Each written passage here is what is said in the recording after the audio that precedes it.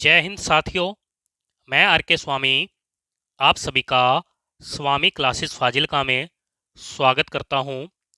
साथियों, जैसे कि आप सभी को पता है कि हम हिंदी व्याकरण का विस्तृत रूप से अध्ययन कर रहे हैं और आज की इस क्लास में हम हिंदी व्याकरण से ही संबंधित पद परिचय का विस्तृत रूप से अध्ययन करेंगे।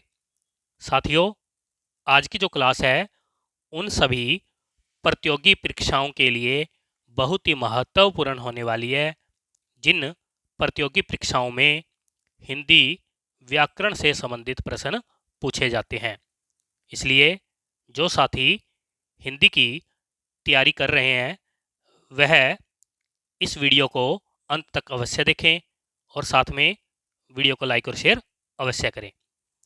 अगर आप हमारे YouTube चैनल पर नए हो तो चैनल को सब्सक्राइब करें, बेल आइकन को अवश्य दबाएं ताकि आप तक नई क्लास का नोटिफिकेशन पहुंच सके। अगर आपने हमारी पहली वाली क्लासें नहीं देखी हैं तो आप प्ले लिस्ट में जाकर उन क्लासों को अवश्य देखें और हिंदी की बेहतर तैयारी करें। साथियों, आज का जो विषय है पद परिचय, यह उन साथियों को बहुत ही सरलता से समझ में आ जाएगा जिन्होंने हमारी व्याकरण से संबंधित पहली वाली क्लासें देखी हैं। वह इस टॉपिक को बहुत ही सरलता से समझ सकते हैं, क्योंकि आज का जो विषय है उन सभी क्लासों के आधार पर ही टिका हुआ है। कहने का भाव यह है कि उन साथियों को पद परिचय बहुत ही सरलता से समझ में आ जाएगा जिन्होंने हमारी संज्ञा, सर्वनाम, विशेषण, क्रिया विशेषण, संबंध बोधक, समुच्चय बोधक यानी कि योजक और विस्मय आदि बोधक से संबंधित क्लासें देखी हैं। यानी कि कहने का भाव यह है कि जिन साथियों को विकारी, अविकारी शब्दों का ज्ञान है वह पद परिचय से संबंधित प्रश्नों को हल कर सकते हैं। मैं कोशिश करूंगा कि आप सभी को आज की ही क्लास में समझ में आ जाए। तो शुरू करते हैं आज की क्लास। देखते हैं साथियों, जैसे कि आप सभी को पता है कि भाषा की सबसे छोटी इकाई जो है ध्वनि होती है और भाषा की सबसे बड़ी इकाई जो है वाक्य मानी जाती है। जैसे ध्वनि से वर्ण बनता है, वर्ण से शब्द बनता है और शब्द से वाक्य बनता है और वाक्य के अंदर जो शब्द प्रयोग किए जाते हैं उन्हें वाक्य में प्रयोग होने के बाद पद कहते हैं। उन पदों के बारे में ही बताना ही या परिचय देना ही पद परिचय कहलाता है। इसी का ही अध्ययन हम करेंगे। देखिए, पद परिचय को कई नामों से जाना जाता है, जैसे वाक्य विवरण, पद निर्णय, पद विश्लेषण, पद विन्यास, पद निर्देश और शब्द बोध आदि। यानी कि पद परिचय को इन अन्य नामों से भी जाना जाता है। आगे देखिए, पद परिचय की परिभाषा देखते हैं। वाक्य में प्रयोग हुए शब्दों के सभी पदों के विषय में बताने की प्रक्रिया को पद परिचय कहते हैं। क्या कहते हैं? पद परिचय कहते हैं। कहने का भाव यह है कि वाक्य में जो शब्द प्रयोग किए जाते हैं उन शब्दों के बारे में बताने की प्रक्रिया को ही पद परिचय कहते हैं। अथवा यानी कि इस प्रकार देखिए, वाक्य में प्रयुक्त प्रत्येक सार्थक शब्द को पद कहते हैं। यानी कि वाक्य के अंदर जो प्रयोग किए जाते हैं सार्थक शब्द उन्हें पद कहते हैं तथा उन शब्दों के यानी कि वाक्य के अंदर जो शब्द हैं उन शब्दों के व्याकरणिक परिचय को पद परिचय या पद व्याख्या कहते हैं। कहने का भाव यह है कि वाक्य में जो सार्थक शब्द प्रयोग किए जाते हैं और उन शब्दों के बारे में ही जो व्याकरणिक परिचय दिया जाता है उन्हें ही पद परिचय या पद व्याख्या कहते हैं। ओके है जी, यहाँ तक आशा करता हूं कि आप सभी को समझ में आ गया होगा। आगे देखिए, व्याकरणिक परिचय से तात्पर्य है वाक्य में उस पद की स्थिति, उसका लिंग, वचन, कारक तथा अन्य पदों के साथ संबंध बताता है। यानी कि कहने का भाव है कि व्याकरणिक परिचय से हमारा अर्थ है कि वाक्य के अंदर जो पद है उसकी स्थिति के बारे में बताना, उसके लिंग के बारे में बताना, उसके वचन के बारे में बताना, उसके कारक और अन्य पदों के साथ उसके संबंध को बताना ही पद परिचय कहलाता है या व्याकरणिक परिचय कहलाता है। आगे देखिए, उदाहरण देखिए, उदाहरण से समझते हैं। हमारे पास एक वाक्य है, राम किताब पढ़ रहा है।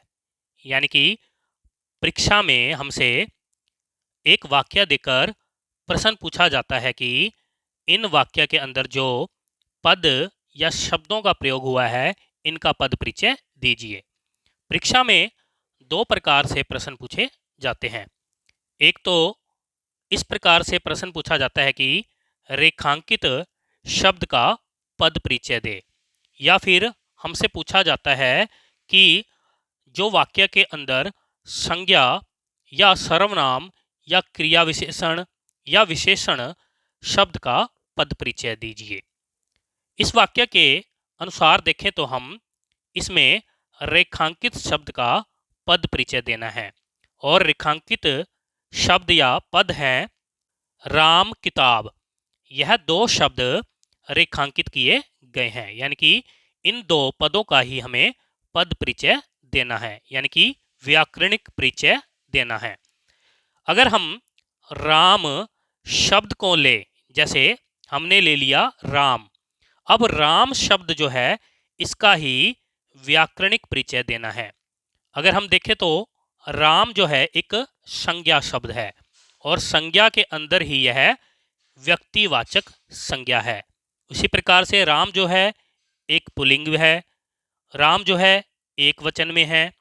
राम है इस वाक्य में कर्ता कारक है और पढ़ रहा क्रिया का यह कर्ता है, यानी कि राम जो है इस वाक्य में पढ़ रहा क्रिया का कर्ता है।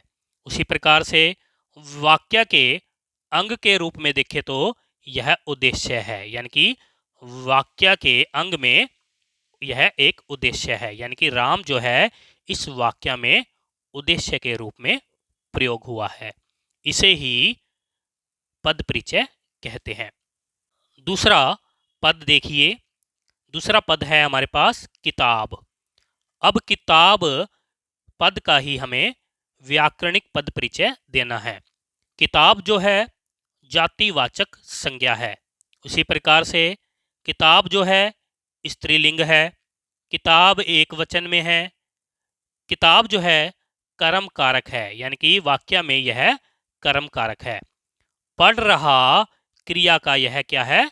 कर्म है। किताब जो है पढ़ रहा क्रिया का कर्म है, और वाक्य में वाक्य के अंग में विधेय का विस्तारक है, यानी कि जो वाक्य है हमारे पास उस वाक्य में किताब देखें तो वाक्य के अंग की दृष्टि से विधेय का क्या है? ये विस्तारक है।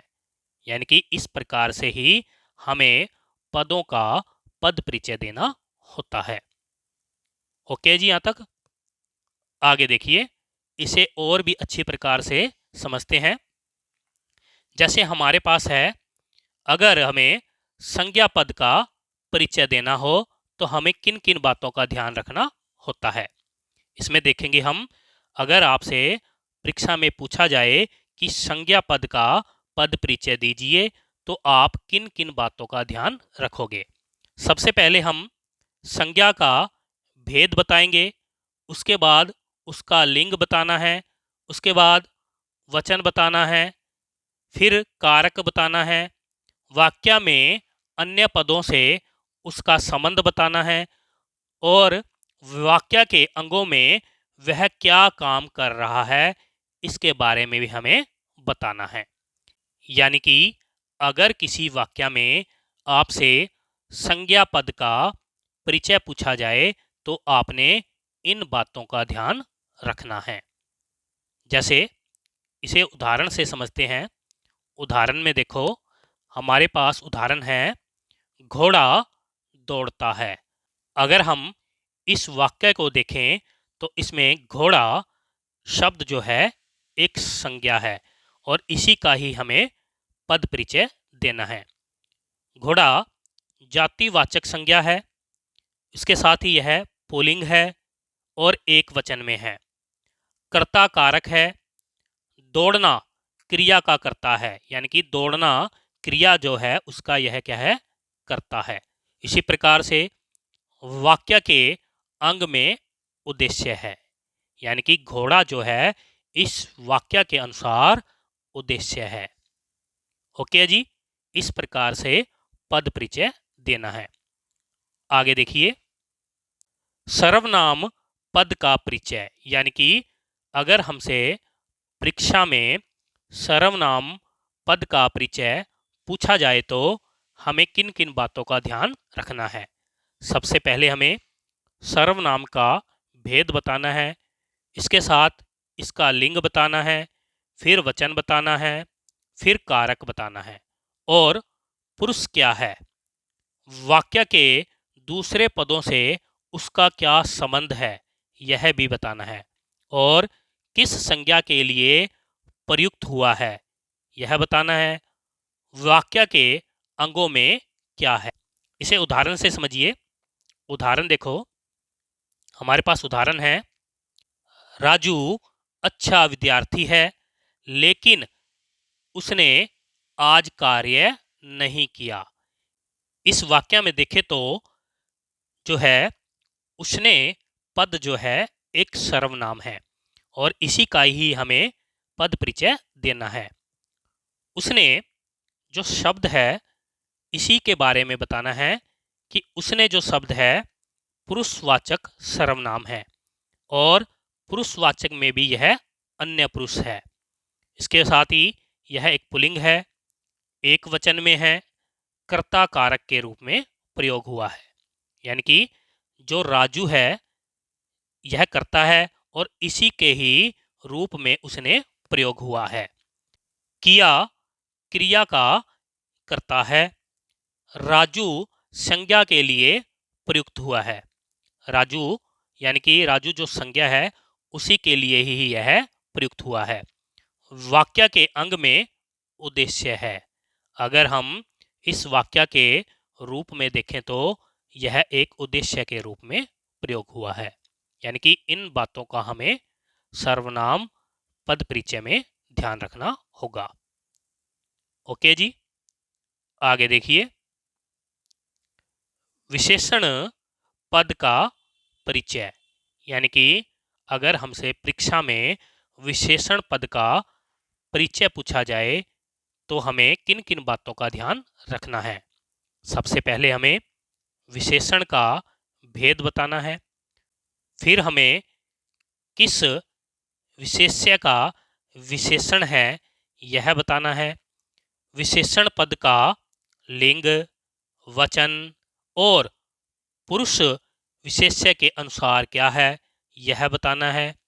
इसके साथ ही यदि प्रविशेषण है तो उसका विस्तार लिखें और वाक्य के अंगों में क्या है यह भी बताना है, यानी कि इन सभी बातों का ध्यान रखते हुए विशेषण पद का पद परिचय देना है।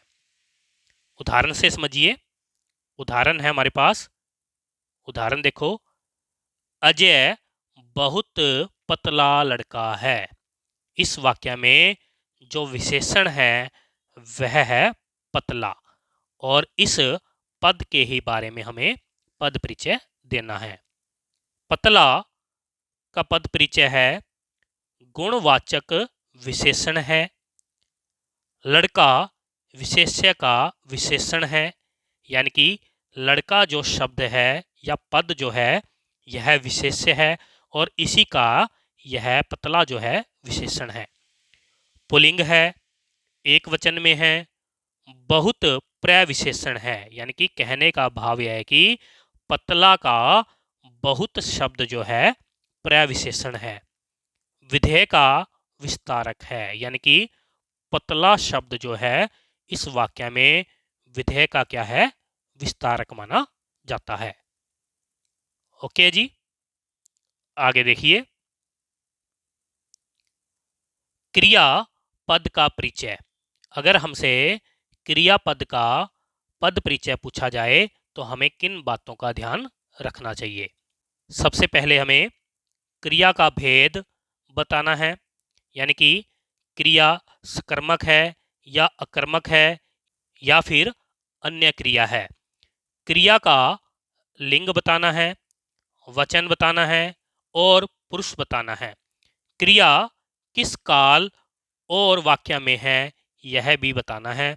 इसके साथ ही कर्ता या कर्म आदि से क्या संबंध है और वाक्य का अंग कौन सा है।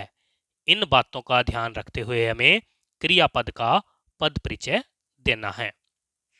ओके जी, आशा करता हूं कि आप सभी को समझ में आ रहा होगा।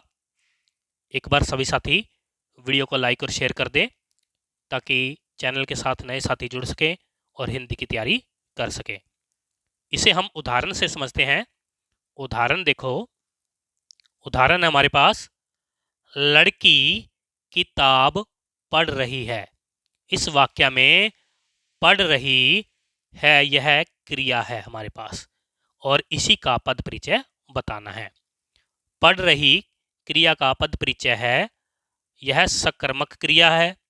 इसके साथ ही स्त्रीलिंग है, एक वचन है, अपूर्ण वर्तमान काल में है, यानी कि इस वाक्य में जो क्रिया है वह अपूर्ण वर्तमान काल में है।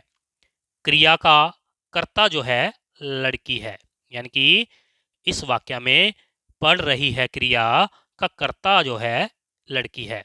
उसके बाद क्रिया का कर्म किताब है, वाक्य का अंग विधेय है, यानी कि पढ़ रही क्रिया जो है इस वाक्य में विधेय है।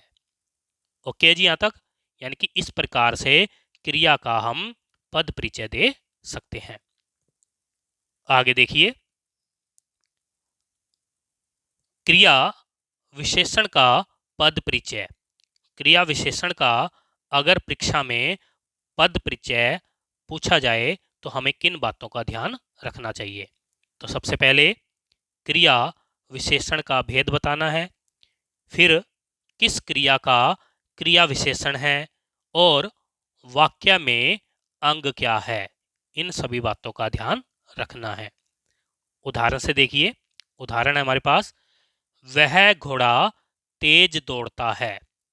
वह घोड़ा तेज दौड़ता है। अगर हम इस वाक्य में देखें तो तेज पद जो है क्रिया विशेषण है, यानी कि इस वाक्य में हमें तेज पद का ही पद परिचय देना है। तेज देखें तो हम रीतिवाचक क्रिया विशेषण है। इसके साथ ही दौड़ना क्रिया का विशेषण है। वाक्य का अंग में विधेय का विस्तारक है, यानी कि तेज पद जो है वाक्य में विधेय का क्या है, विस्तारक है। ओके जी, यहां तक। आगे देखिए, संबंध बोधक पद का परिचय। संबंध बोधक पद का परिचय देने के लिए हमें किन किन बातों का ध्यान रखना है। तो सबसे पहले हमें संबंध बोधक और उसके संबंधी शब्द के बारे में बताना है। भेद सविभक्ति है या निर्विभक्ति है, इसके बारे में बताना है। विकार हो तो इसके बारे में भी बताना है। इसे हम उदाहरण से समझते हैं। उदाहरण है हमारे पास, छत के ऊपर कौवा बैठा है। इस वाक्य में अगर हम देखें तो ऊपर पद जो है संबंध बोधक पद के रूप में प्रयोग हुआ है, यानी कि ऊपर शब्द का ही हमें पद परिचय देना है। ऊपर हम देखें तो यह अव्यय यानी कि अविकारी शब्द है। इसके साथ ही संबंध बोधक है। छत के और कोवा ये इसके संबंधी शब्द हैं। ओके जी, आगे देखिए। समुच्चय बोधक यानी कि योजक पद का परिचय। समुच्चय बोधक या योजक पद का पद परिचय देने के लिए सबसे पहले हमें योजक का भेद यानी कि समानाधिकरण तथा व्याधिकरण और इसके भेद के बारे में बताना है। वे शब्द या वाक्य जिन्हें यह मिलाता या जोड़ता है उसके बारे में बताना है। यानी कि हमें इसके अंतर्गत उन शब्दों के बारे में भी बताना है जिन्हें यह जोड़ता है या मिलाता है। इसे उदाहरण से समझते हैं। उदाहरण देखिए। तुम और मैं बाग में गए परंतु वहां कोई फूल न था। इस वाक्य में देखें तो हम और परंतु और परंतु यह दो शब्द जो है योजक या समुच्चय बोधक के रूप में प्रयोग हुए हैं। इन्हीं का हम पद परिचय देंगे। और शब्द का या पद का पद परिचय है यह संयोजक समुच्चय बोधक या समानाधिकरण समुच्चय बोधक या योजक है। तुम व मैं को मिलाता है। यानी कि और पद जो है तुम मैं यह दो पद को मिलाता है। इसके साथ ही परंतु का पद परिचय है विरोध दर्शक या भेद दर्शक समुच्चय बोधक या योजक है। तुम और मैं बाग में गए। तुम और मैं बाग में गए तथा वह कोई फूल ना था इन वाक्यों को जोड़ता है। यानी कि परंतु जो पद है यह दो वाक्यों को आपस में जोड़ता है। वह वाक्य है तुम और मैं बाग में गए, यह एक वाक्य है। और दूसरा वाक्य है वहां कोई फूल न था। इन दोनों वाक्य को परंतु पद जोड़ रहा है यानी कि जोड़ता है।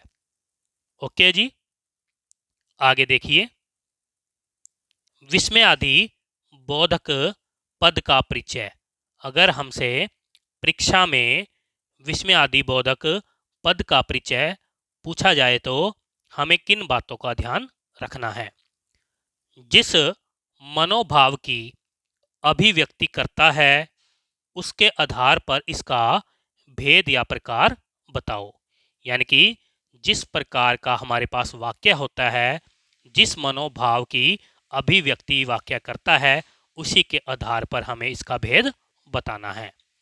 उदाहरण देखिए। वह बाग में सुंदर फूल खिले हैं।